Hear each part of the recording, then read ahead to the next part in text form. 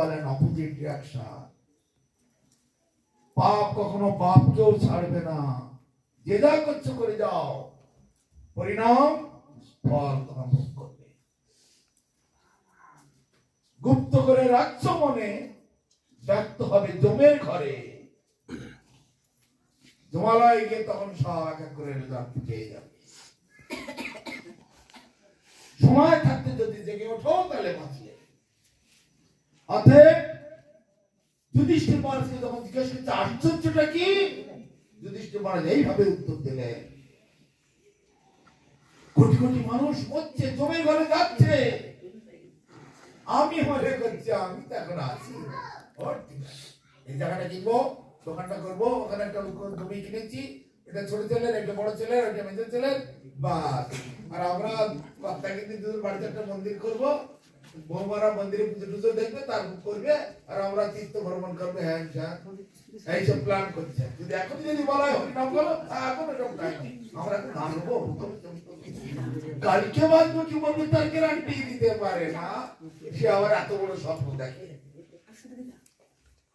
জীবন সমাপ্তিকালে করিব ভজন, আর এবে করি গৃহ সুখ, একথা কবু নাহি বলে বিজ্ঞজন। এ দেহ পতনের মুখ, আজিবার সাথে বর্ষে অবশ্য মরণ।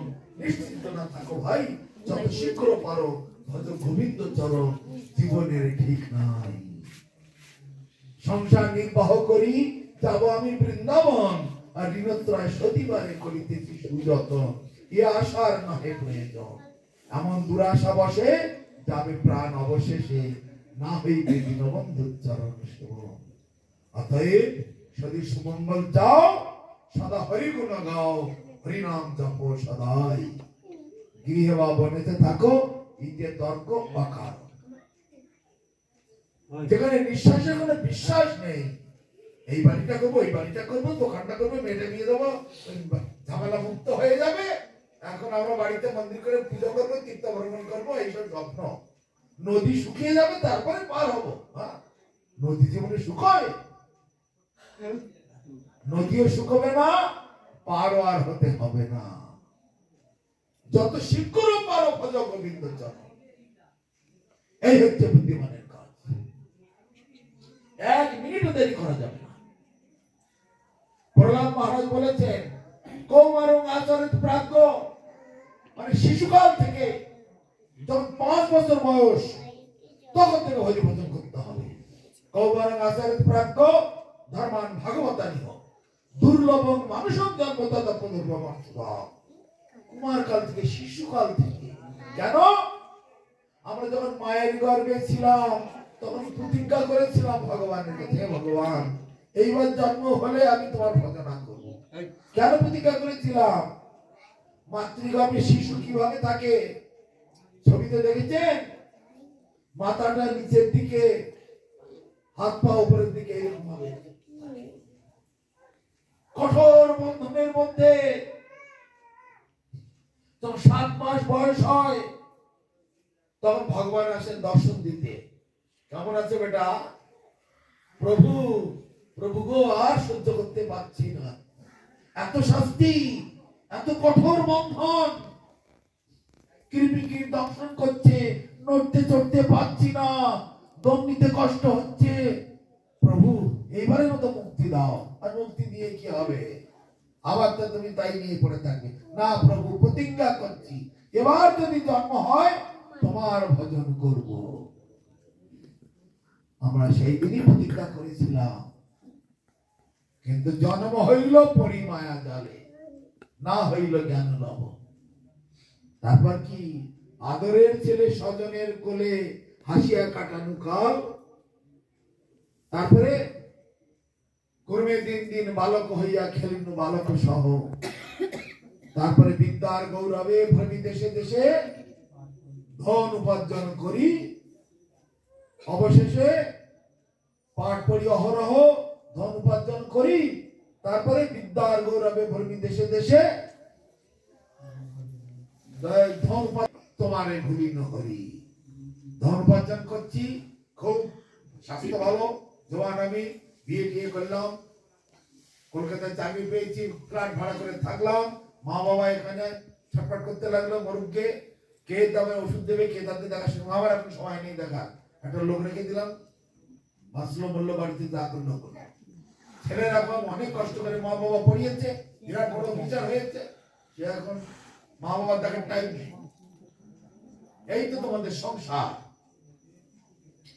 তাই যুধিষ্ঠির মহারাজ বলছে এইটাই তো সব থেকে আশ্চর্যের বিষয়। তাহলে দুটো প্রশ্ন হলো, কথাবার্তা কি আশ্চর্য, তাহলে পন্থা পথটা কি আছে? তখন যুধিষ্ঠির মহারাজ বলছেন, বেদ বিভিন্ন, ঋষয় বিভিন্ন, ধর্মস্য তত্ত্ব নিহিত গুহায়াং মহাজন যেন গত সপন্থা। বেদ মানে জ্ঞান, বিভিন্ন স্তরের জ্ঞান আছে, সাধু ঋষি তারাও বিভিন্ন মতের আছে। সব থেকে শ্রেষ্ঠ পথ মহাজন যেন গত সপন্থা। মহাজ্ঞানী মহাজন যে পথে করে গমন হয়েছেন প্রাতঃস্মরণীয়, সেই পথ লক্ষ্য করে সেই বৃত্তি ধার্য করে আমরা হব বড়। তাহলে আমাদের মহাজনেরা কি কোন পথ অবলম্বন করেছে? মহাজন কারা? আমাদের পূর্বে পূর্বে যেসব বিশিষ্ট ব্যক্তিরা এসেছিলেন, কৃষ্ণের ভগবানের নাভির থেকে পদ্মফুল বেরোলো একটা, সেই পদ্মফুলের মধ্যে ব্রহ্মার জন্ম হলো। ব্রহ্মা একজন মহাজন। ব্রহ্মাকে ভগবান এই দিব্য জ্ঞান দিলেন, ব্রহ্মা সেই জ্ঞান নারদকে দিলেন, নারদ একজন মহাজন। নারদ সেই জ্ঞান বেদব্যাসকে দিলেন, তিনি একজন মহাজন। বেদব্যাস আবার মধ্যাচার্যকে দিলেন, তিনি একজন মহাজন। বেদব্যাস আবার মধ্যাচার্যকে, মধ্যাচার্য আবার জয়তীর্থ, নিরহরি, থিরহরি, পদ্মনাভ ইত্যাদি করতে করতে বলছে গুরু পরম্পরা। দেখছেন এখানে একটা ছবি আছে। এইভাবে গুরু পরম্পরা ক্রমে এই জ্ঞান জগৎ এসেছে। এরা হলো মহাজন। এই মহাজনদের পদ অনুসরণ করতে হয়, তাহলে আমার আর কোন অসুবিধা হয়। ওই মহাজনদের পদ অনুসরণ করে আগের দিকে এগিয়ে যেতে হয়। এই হচ্ছে আমাদের পথ। এক্ষুনি তো আপনাদের কাছে যদি বলি কার কি গোত্র, কি বলবেন? তোমার কি গোত্র বলো? মানে কি?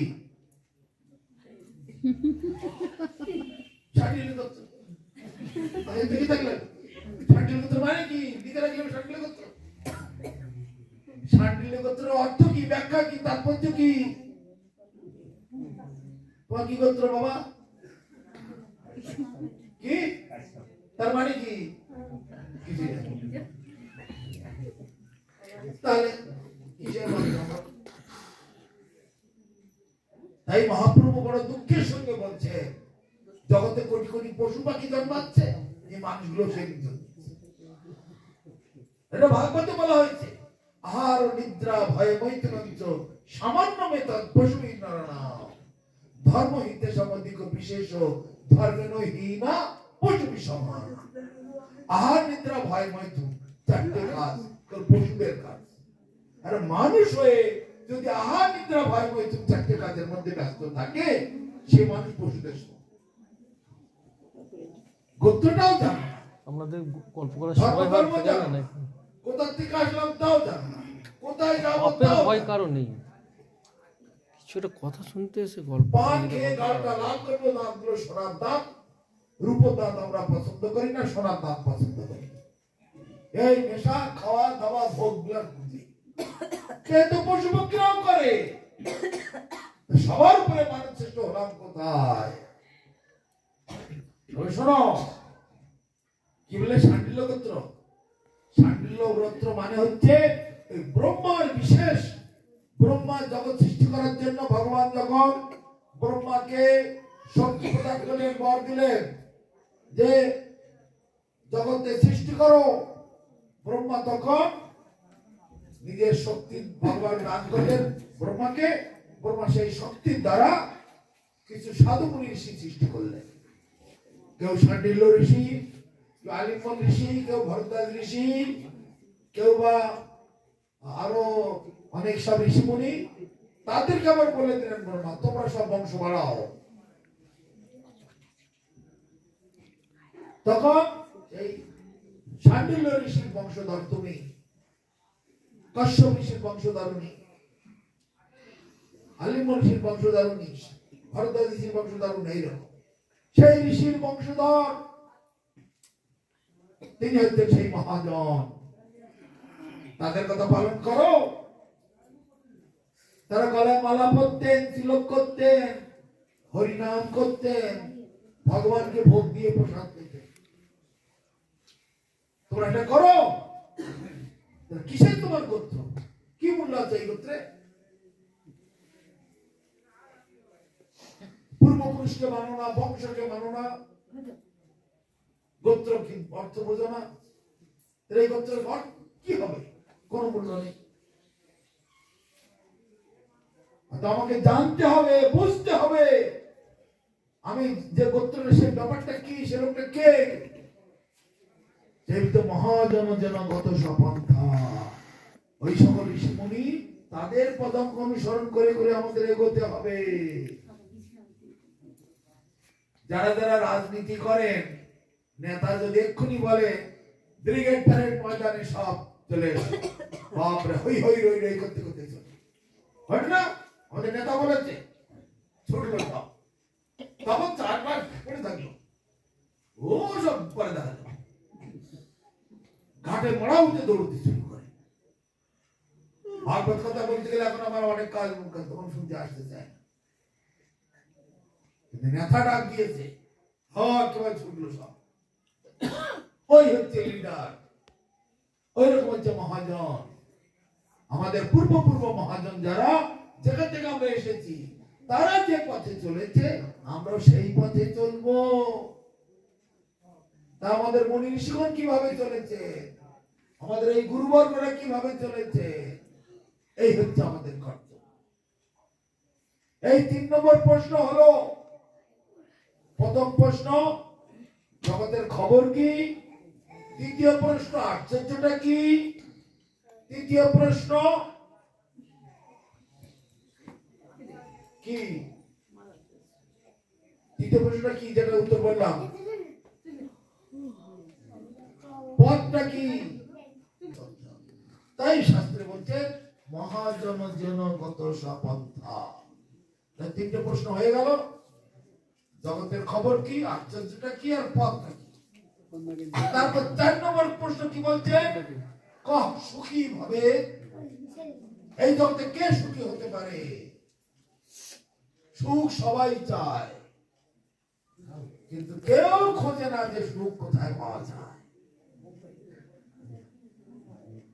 মিষ্টি খেতে চায় সবাই, সবজির দোকানে গেলে মিষ্টি পাওয়া যাবে, কাপড়ের দোকানে গেলে পাওয়া যায় নাকি? তবে মুদিখানার দোকানে মিষ্টি পাওয়া যাবে, রসগোল্লা, লোহালঙ্কর দোকানে পাওয়া যায়। তাহলে আমি যদি মিষ্টি কিনতে চাই, মিষ্টির দোকানে যেতে হবে। কাপড় যদি কিনতে চাই, মুদিখানার দোকানে কাপড় দিতে পারবে না, মিষ্টির দোকানেও দেবে না, ওই কাপড়ের দোকানে যেতে হবে। ওষুধ কিনতে গেলে ওষুধের দোকানে যেতে হবে। সেই রকম সবাই আমরা সুখ চাইছি। তাই সেই ধর্মরূপী বক সে বলছে সুখী ভাবে এই জগতে কে সুখী হতে পারে। তখন যুধিষ্ঠির মহারাজ বলছে, দিবসষ্টামে ভাগে সাকম পথতিজ নরা অঋণী অপ্রবাসিত সুখী ভাবে দৈনন্দিন কাজকর্ম সেরে যে যা যতটা কামাই করে, কেউ বা 100 টাকা, কেউ বা 200 টাকা, কেউ বা 500 টাকা, যা যা কামাই হয় সেই মতো ভাবে যার যা জোগাড় হয়, কেউ শাক ভাত, কেউ ডাল ভাত, কেউ বা নুন ভাত, কেউ বা মুড়ি জল দিয়ে ভিজিয়ে খেয়ে যার যেমন যোগ্যতা ক্ষমতায় জোটে, এবং তাতেই সুখে থাকে। কারো কাছে ভাড়ায় থাকে না, কারো কাছে ঋণও করে না, ঋণ করবে না, কোথাও ভাড়াও থাকবে, সেই সুখী। অন্য কেউ সুখী হতে পারে না। কারো উপরে ঘাড়ে চাপিয়ে দিলে হবে না কিছু। একজন ডেইলি দামি দামি জিনিস কিনে খাচ্ছে, দামি গাড়িতে চলছে, যদি আরেকদিন হিংসা হবে তাহলে তুমিই বলবে। যে ভালো মন্দ খাচ্ছে, আমার হিংসা হবে, আমি ডাল ভাত খাবো, শাক ভাত খাবো, আরো অমুক ঝোল তমুক ঝোল এইসব খাবে, এইসব চিন্তা করলে হবে না। পূর্ব জন্মের কর্মফল বশত যার যেমন কর্মদক্ষতা, যার যেমন কর্মের যোগ্যতা, যে যেমন ইনকাম করতে পারে তাতেই সুখে থাকতে হবে, সুখে সংসারটা করতে হবে। অপরের উপরে হিংসা করবে না, অপরের কাছে ঋণ করবে না, অপরের কাছে ভাড়াতেও থাকবে, সেই একমাত্র সুখী থাকবে। এই চারটি প্রশ্নের উত্তর। তাহলে এখন আমাদের কি কর্তব্য? সেই যুধিষ্ঠির মহারাজ তিনি একজন মহাজন, তার সেই জ্ঞান মহাভারতের জ্ঞান, গীতা মহাভারতের অংশ। গীতা হোক, ভাগবত হোক, মহাভারত ইত্যাদি শাস্ত্রের যেসব সাধু মুনি ঋষিরা যেসব উপদেশ করেছেন, ভগবান যে সকল জ্ঞান আমাদের দিয়েছেন, সেইগুলো আমাদের পাথেয় করে চলতে হবে, সেই বিদ্যাগুলো মাথায় নিয়ে চলতে হবে। তাহলে এই কলিযুগেতে মাত্র 500 বছর পূর্বে মহাপ্রভু এসেছে, নিত্যানন্দ প্রভু এসেছে। কেন এসেছে?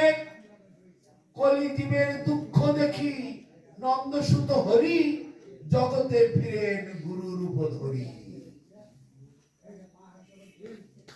নন্দসুত মানে নন্দ মহারাজের পুত্র, ব্রজেন্দ্র নন্দন কৃষ্ণ।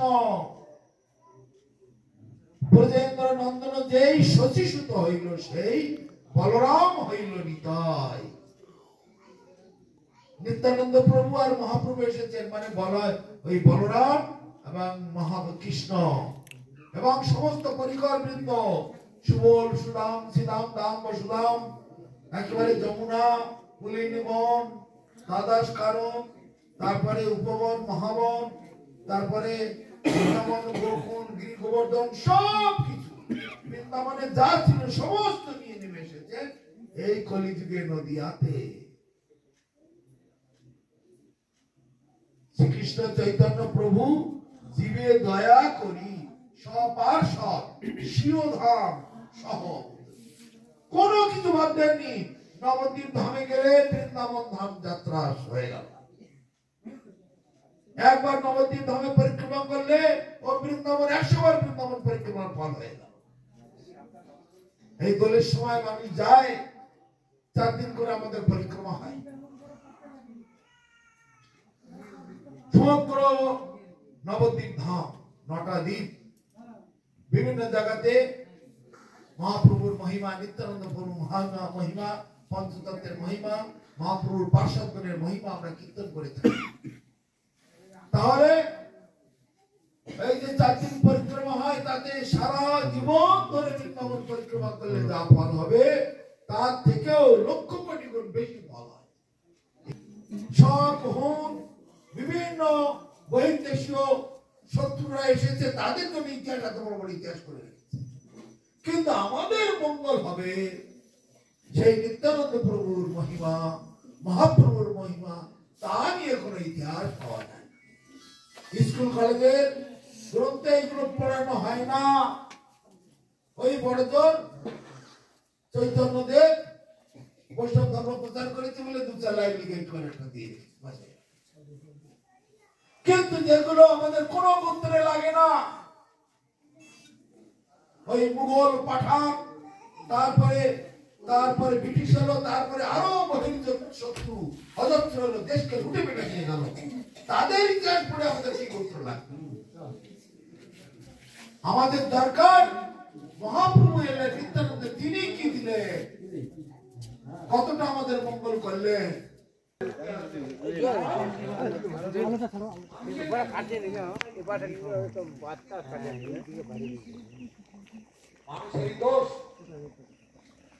কতজনের মতো রান্না হচ্ছে? 200 জন।